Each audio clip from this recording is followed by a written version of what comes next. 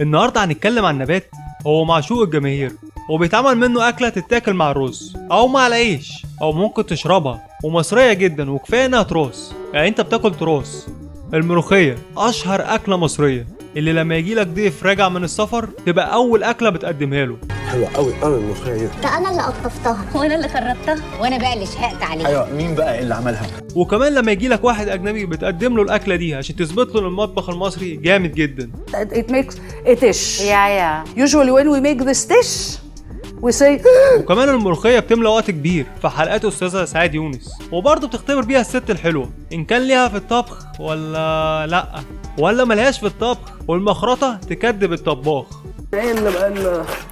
افضل الم بقى. والمصريين عرفوا الملوخية من زمان، من زمان قوي كمان.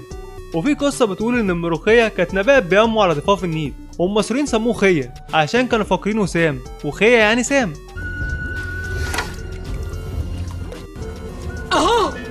انا بحط لهم السم في الطشه. ولما دخل الهكسوس مصر حبوا يذلوا المصريين وغصبوا المصريين انه ياكلوا الملوخيه السامه، وكان بيقولوا لهم ملوخيه يعني كلوا الخيه او كلوا السم. ولما المصريين اكلوها لقوا طعمها حلو.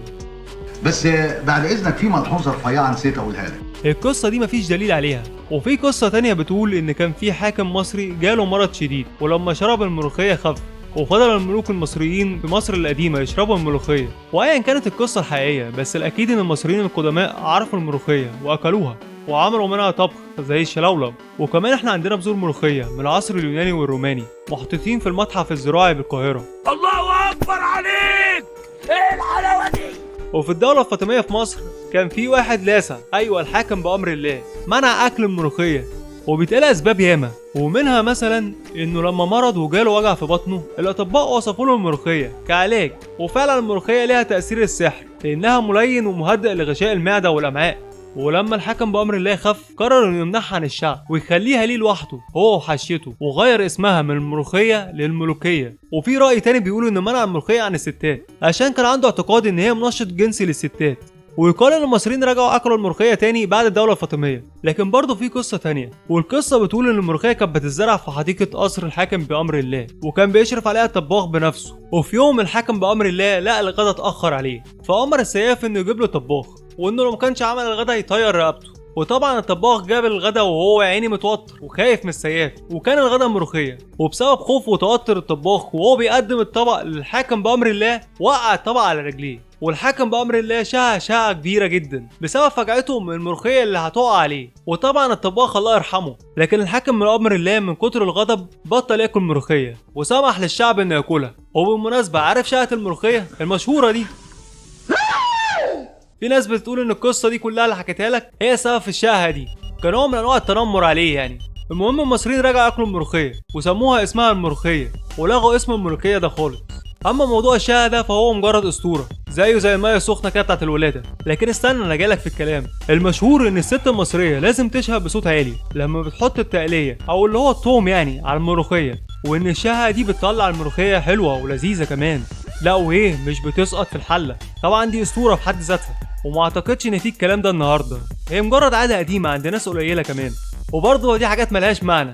بس خلينا نقول ان في قصتين تانيين غير القصه دي. منهم قصة خيالية ان كان في بنت ما بتعرفش تطبخ، ولما حد ياكل من ايديها بيقرف وممكن يطف الاكل كمان من وحشة اكلها. وفي مرة وهي بتطبخ الملوخية وجت تحط التقلية اللي هي التوم يعني على الملوخية، ايديها اتهزت وخافت انها تقع عليها فشهقت شهقة كبيرة. نسيت اشحك على الملوخيه. لكن الحمد لله ربنا سلم. ولما قالتها دقت اكلها عجبهم جدا واستغربوا، فسألوها ايه اللي انت عملتيه عشان الاكل يبقى حلو كده؟ قالت لهم ان هي شهقت وربطوا الشهقة باللذة. وطبعا دي قصة خيالية مفيش فيها اي اسامي ولا اي عصر ولا اي حاجة، بس نعديها. وفي قصة تالتة منطقية شوية، ان زمان ما كانش فيه بوتاجاز وكانت الست بتقعد قدام الحطة بالمشتعل وجنب منها الطيور والحيوانات اللي بتربيهم. فكانت الست لما تيجي تسقط الملوخية على التقلية كانت بتطلع شهقة بصوت عالي عشان مفيش حيوان يجي يعمل قلق، عشان ما يحصلش قلق مثلا وحاجة تقع او كده. ومضت سنين كتير أوي. مع مرور الزمن الملوخية بقت أكلة أساسية في كل بيت مصر، وفي الدلتا والقاهرة بيخرطوها، وفي اسكندرية بيزودوا لها الجمبري. أما فلاحين يأكلوك أحلى ملوخية بالأرانب. ملوخيه وانارب. وفي النوبة بياكلوها من غير ما يخرطوها وبيحطوا لها بامية ناشفة. اما في الصعيد ليهم طريقة خصوصي بيحضروها على البارد ويحطوا لها شطة كتير وبيسموها شلولو. أكلة زينة. قول لي بقى. اسمها الشلولو.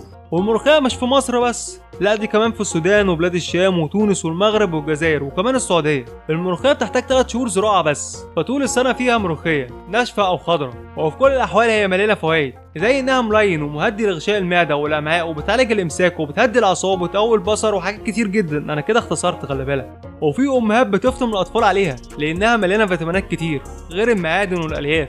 اخر حاجه عايز اقولها للناس الغريبه اللي بتشتكي من الملوخيه وبتقول لك بتجيب لي تلبك معوي، العيب مش في الملوخيه، لا العيب فيك، او يعني في اللي طبخها او في طريقه طبخها يا عم، زي انك تحط لها توم كتير. اما الملوخيه فهي فعلا ملوخيه ويا روح عليها. لو عجبتك الملوخيه، لو عجبك الفيديو اعمل لي لايك واعمل اشتراك عشان تشوف الحلقه الجايه اللي ممكن تكون عن الباميه، او انزل اكتب كومنت على الحلقه اللي عايز تشوفها.